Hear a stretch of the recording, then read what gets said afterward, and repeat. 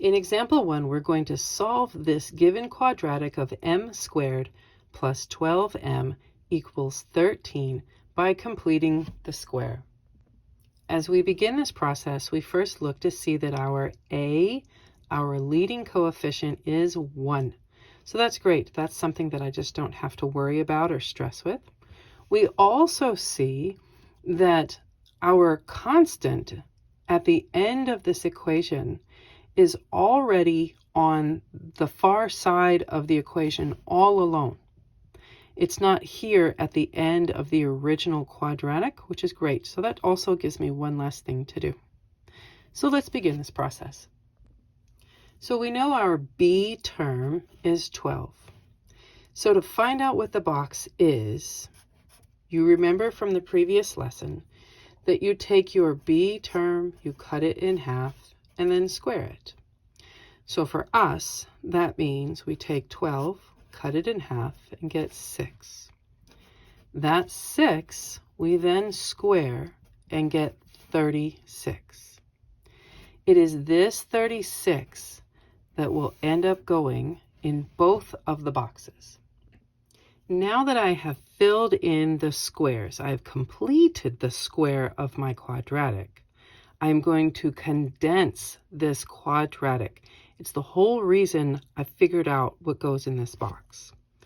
So this is a perfect square, which condenses down into m, that's our variable, plus whatever we got when we divided the b term by 2, when we cut it in half.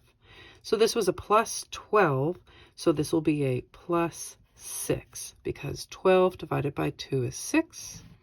Quantity squared. All of this trinomial, all of this quadratic, m squared plus 12m plus 36, is exactly the same thing as the quantity m plus 6 squared.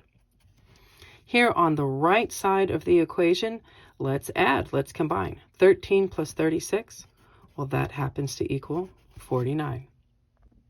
Well, now we're ready to solve for m. And we remember from the introduction, a quick review, that in order to get rid of a squared, its opposite function is the square root. And what you do to one side of the equation, you have to do to the other. We also remember from the introduction and its review that whenever you take the square root of a number, you have to account for both the positive and negative versions of that number. Now that the square and the square root have canceled, I have just the binomial of m plus 6 equals the plus and minus, the positive and negative versions of the square root of 49. And the square root of 49 is 7. Hey, we have done all the hard work. We are in the home stretch. So let's finish solving for m. To do that, get rid of the 6 by subtracting it on both sides of your equation, leaving you with m equals negative 6 plus and minus 7. I didn't even realize that I was out of room on my paper. So here we are.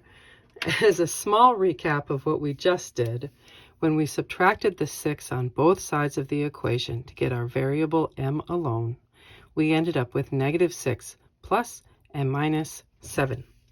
So let's go find the two locations where our quadratic crosses the x-axis. What are the two x-intercepts? So that's very simple. We have negative 6 plus 7, and we have negative 6 minus 7. So last I checked, negative 6 plus 7, well, that's equal to positive 1. And negative 6 minus 7, well, that's equal to negative 13. And these are the two locations where our original quadratic of m squared plus 12m equals 13 crosses the x-axis. And there you go.